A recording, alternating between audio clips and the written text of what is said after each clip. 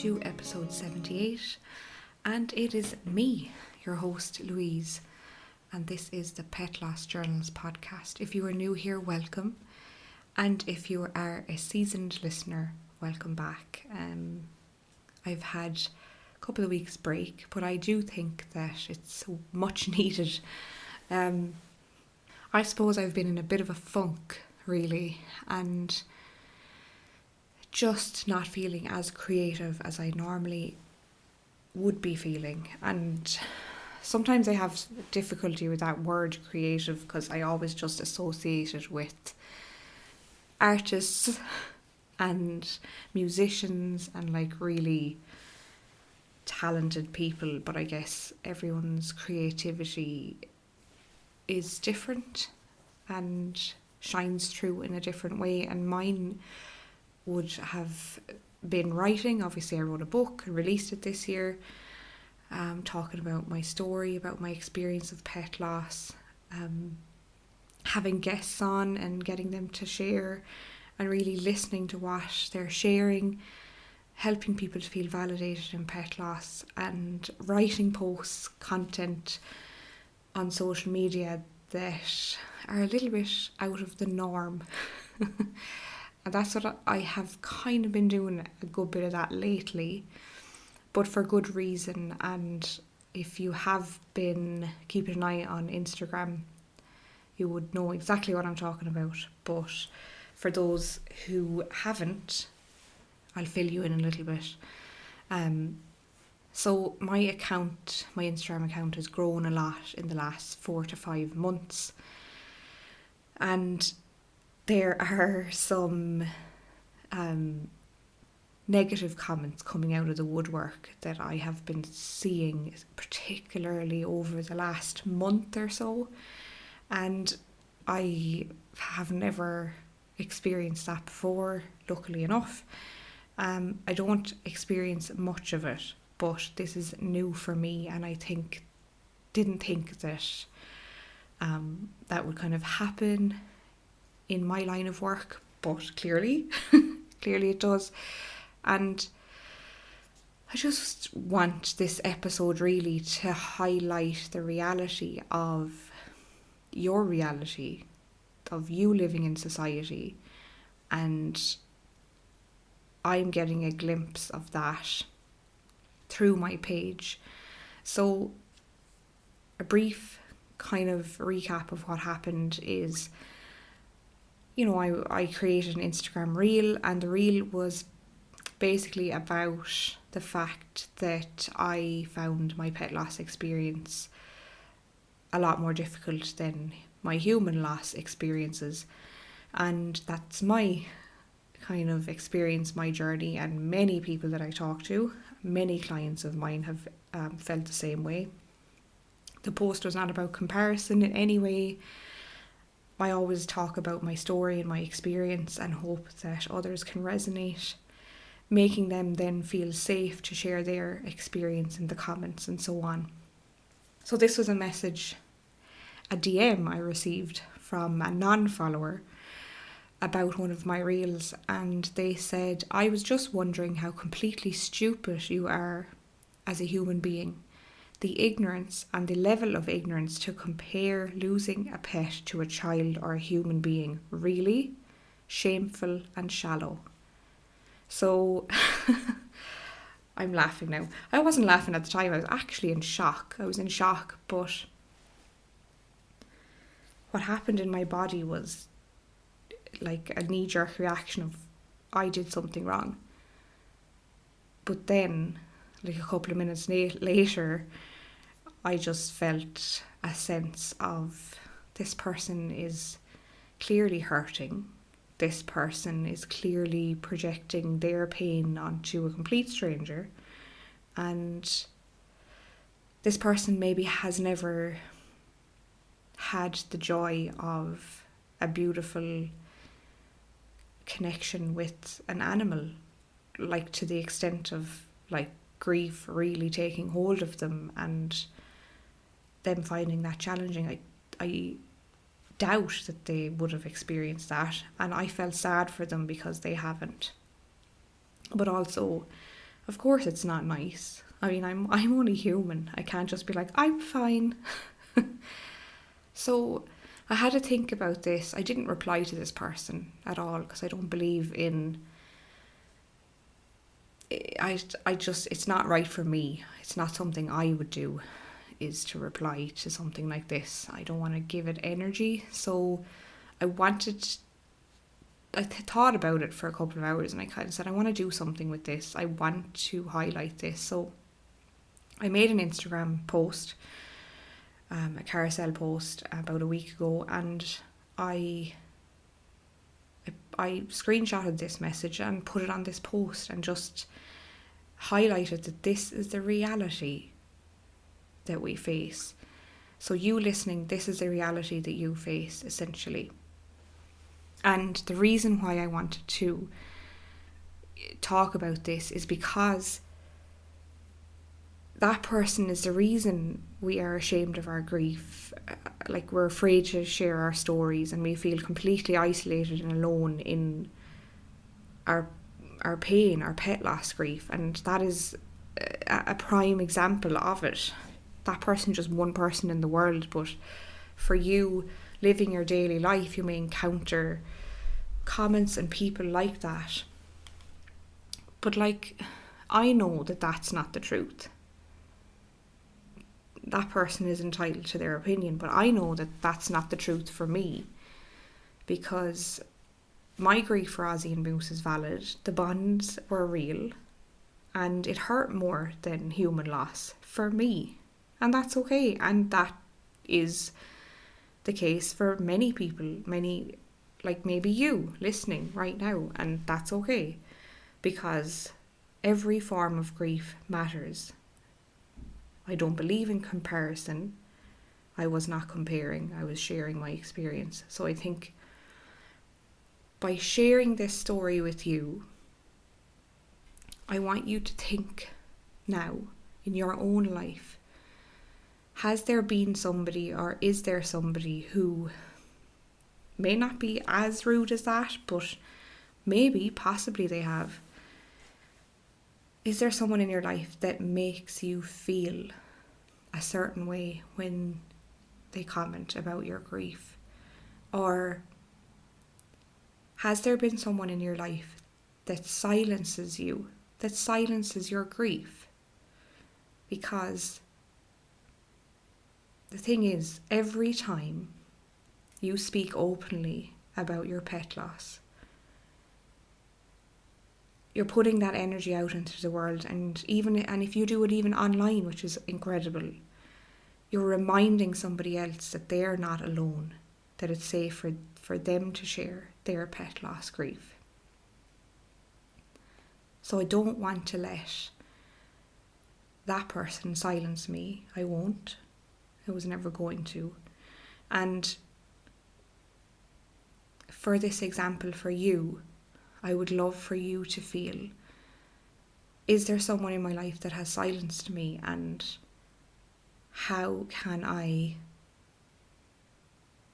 make peace with that in my own way? Maybe they're not somebody that you want to confront or talk to about it, because these people, they don't understand. And that's all right. But how can you make peace with that happening to you? So how I made peace with it was created something positive out of something hurtful. I created noise around it. I created something that many people have commented on and shared. So I want you to really challenge yourself this week and see, what can you do? What can you create from somebody's words that have silenced you and your pet loss grief? So that was just a quick rundown of last week's antics. The reason I've been in a funk is kind of like,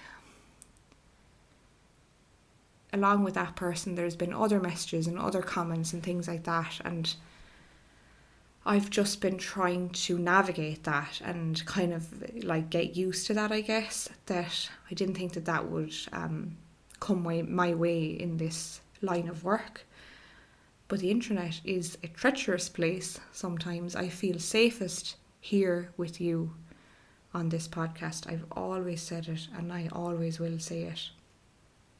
Maybe it's the fact that I can't see who's listening, or I can't see names, or I can't see pictures or anything like that, profile pictures, or you know what I mean. So I really feel safe talking like this. I'm on my own in my office. I've got my portraits of my dogs beside me. I've got my comfy clothes on. I'm feeling safe, relaxed, and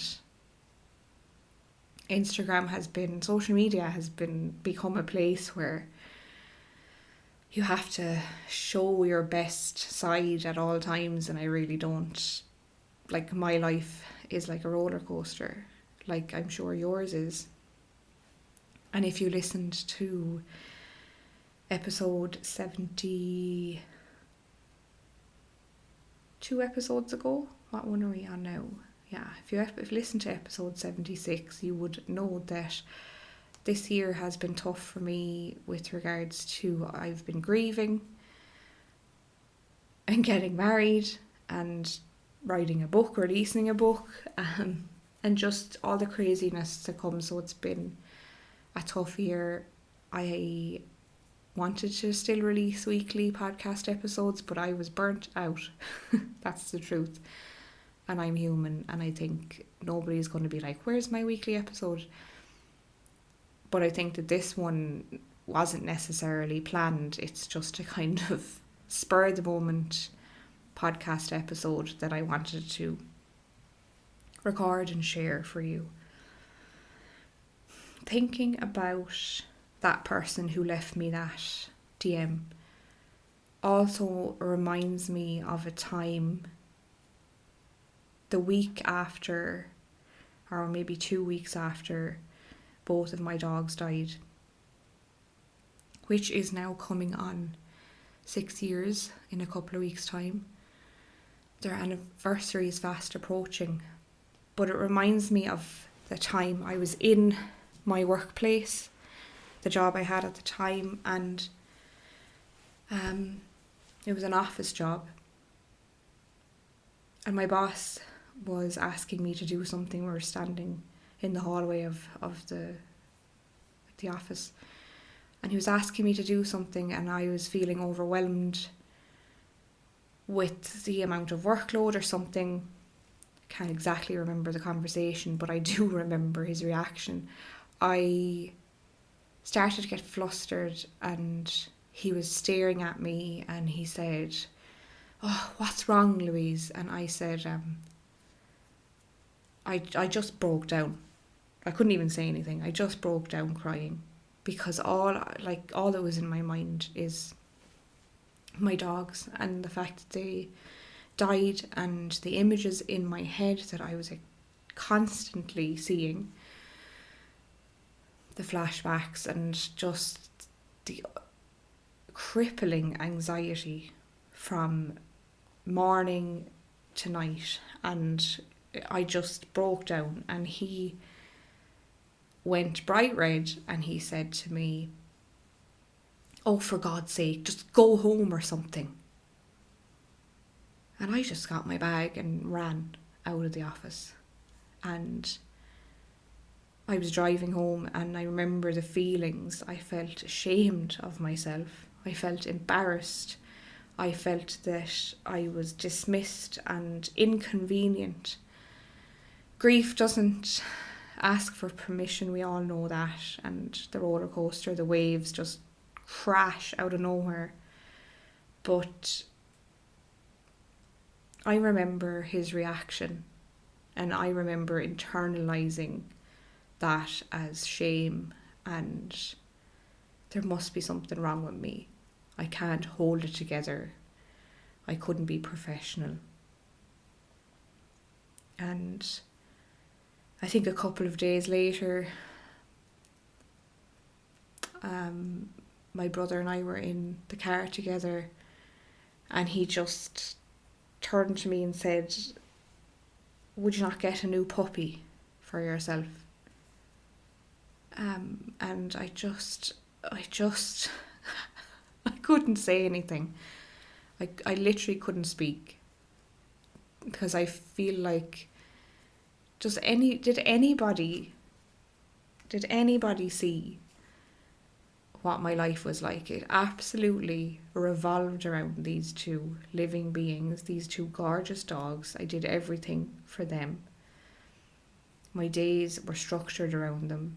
I adored them. That's all I just spoke about. I just felt so disregarded, and the disrespect, it was so hurtful. And I wonder, it's not for me to be like, this is a negative podcast. It's just to highlight that I have experienced those people in real life and now online. And I really feel that I'd love to ask, have you ever had those thoughts of your grief feeling inconvenient? Have you had an experience similar to mine where maybe your boss or your friend or your family member said something and made you feel that, like, just get over it, this is just going on too long, pull yourself together? Like, so lots of people have support, but even more people don't, and haven't received support, maybe briefly for a few days, but then after that it might just trickle away and becomes a very, very lonely place to be. It reminds me of a client of mine, and recently she wrote a testimonial which I was reading, which was absolutely lovely, and she mentioned that she felt supported in her anticipatory grief for her dog, and then post her dog's death we were having sessions together, and there was something that she said to me. She said, Louise just sat with me in my grief at times, just letting me cry in a safe, quiet place, and I didn't realise how much I needed that space until she provided it. And I read that and it brought me straight back to that session with her, and it reminded me about the power of being with somebody, holding space with somebody who is crying, is just letting go. And then the only words that I said to her, I remember this, was, let it all out. Just let it all out. And then I stayed quiet for however long it was, I don't know. And I sat there with her in that space. And I just, if I could describe it, I just gently held her in that space to let her let it out. Because have you been holding it all in, like my client had been? She had a very stressful job, had to hold it in all day. Have you been holding it all in? I want to ask you that question.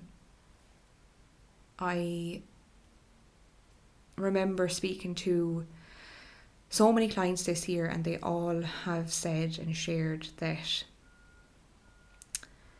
like, they often found speaking to their friends and family about the death of their pet, you know, they might say things like, well, at least she isn't in pain anymore, and things like this and that, and just the general things that people actually think are helpful. But I think that that's the only information they have at the time, and that's not their fault. It's just the way it is. But so many that I speak to say that their partner or their family were great in the beginning for the first week or so. And then after that, they felt like they were just kind of being annoying with their grief, constantly talking about it and breaking down crying, and then they found themselves just kind of grieving in silence, in like isolating themselves in private and kind of doing their grieving there, even though they had a family who had initially supported them. And I'm just wondering, is that how you feel? Have you been through something similar? It's just my experience after talking to so many people. I really see how working with that client I spoke about a few minutes ago, how where she was from the beginning when she was trying to navigate the really impending death of her dog, to then afterwards and having sessions with her before and after. I really see that before she was struggling with the decision making, struggling with when, and all of the questions were fogging her access to her gut feeling, to her intuition about the situation. And that's how I helped her. That's how I supported her, to guide her to her intuition. And the noise and the narratives that were floating around fast in her brain was to just kind of muddle her way through those. Say, okay, I know you're there. You can stay there, but I just want to get to my intuition now, and I just want to get to my gut feeling on this. And I really helped to support her. She did all the work. I just helped her along the way to get to that stage.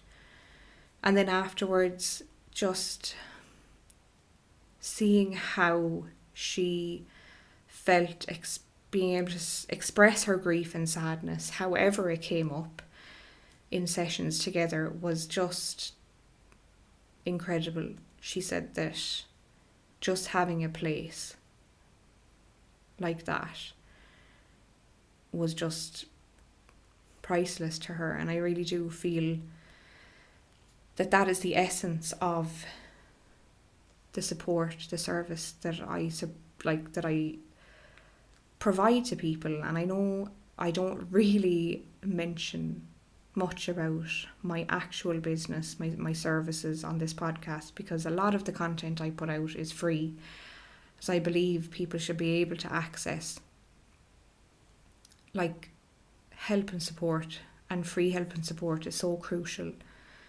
It's something that I couldn't find at the time of my need when 6 years ago when Ozzy and Moose died. So I think it's super important, but also it's important to share with you some of the more specialised support that I do provide. So I really feel passionate about it, and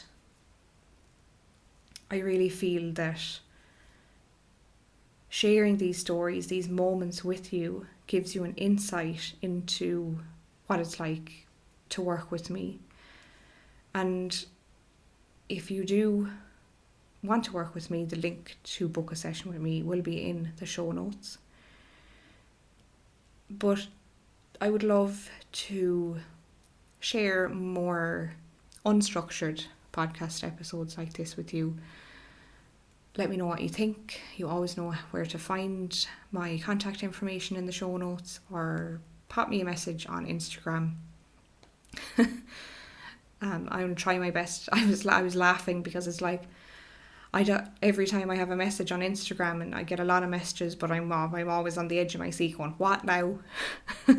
What's coming next? Like, as in, from sharing with you about that negative comment. But I think it's all part of social media, and if I can turn something into a learning, I will. Oh, how very mature of me. All the years of self-development and years of grief and learning from it, and I really feel that 7 years ago I would never have been able to be in a position to read that comment and like behave the way I have behaved now, because 7 years ago I would have internalized that comment, believed it, and quit on the spot then and there. I had no self-esteem, I had very little self-worth, and I was a people pleaser, and I have been trying my whole life, wondering what I can do to make people like me, and now I don't care. I'm a very acquired taste. I am very kind of unique in the pet loss space, I really feel, because I probably talk about things that are topics that are controversial, and the fact that I am very detailed with my story, and the fact that I have experienced panic attacks, PTSD, flashbacks, like crippling anxiety, and that I share that. I write about it on social media, I talk about it on the podcast. I create reels about things that might seem shocking to people who have had no relationship with the pet, which is understandable, but I seem to be connecting with people who resonate, because so many of you, even I'm sure many of you listening now, have commented on some piece of my content that you resonate with, or that you felt like this is me, or this something similar happened to me. And that is the aim here. The aim is for you to feel somewhat validated in what you're going through, and for me to provide a safe place for you to share your grief, where you will not be judged at all. There are so many supportive people on Instagram now, and there are so many wonderful comments coming up, and people commenting to each other and sharing their love and support, and it's just absolutely beautiful. And that's the place that I wanted to create, and I really feel like I want to continue growing it. I'm not going to be stopped. I want to just continue sharing my story and provide a place for you to share your stories, because everything that you're experiencing matters, and it might be misunderstood in the general society, and what you're feeling might be dismissed and disregarded by the people you believe are closest to you in your life. But there is a place where you can feel part of the pet loss community online, and whether it's my page or somebody else's page that is talking about pet loss grief, you find what sits right with you. You find where you feel most comfortable, and where it brings you most support, and you go there. And it might take you a couple of months to make a comment or to share your story, but that's okay. Even reading and looking through people's stories and comments, that might help you to feel supported. But I'm rambling, as I normally do. I'm rambling. I really have loved sharing a couple of stories with you this episode. It kind of brought me back to the journal entry episodes, and I think I might try and do that a little more often. I do have certain memories of things that I may not have written down in my journal back then, that pop into my mind, and I scribble them down on my journal, my current journal, and make them as a little highlight for talking about on the podcast. And I think that I'm happy to do that. I'm happy to share my past experiences with you. But yeah, where you are now is not permanent. I want you to know that. It's not. It's not permanent, it's temporary. It's really painful, and it may feel like you won't be ever able to get out of it or feel better or reach for the light.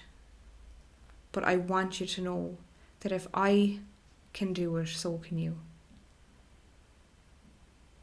There is so much light after loss. And I'm sure if you go back through all the earlier episodes, you will definitely see where the light started to shine through for me. Episode after episode after episode. It might fall down into the darkness again temporarily, but I always came back to the light. I'll leave you with that. And I think, yeah, I really hope that you're being gentle on yourself, that you ask yourself some of the questions that I asked you during the episode, and just to reflect on your experience and know that you're not alone in this. You are so supported, and I wish you a really gentle, peaceful day ahead. Until next time, take care.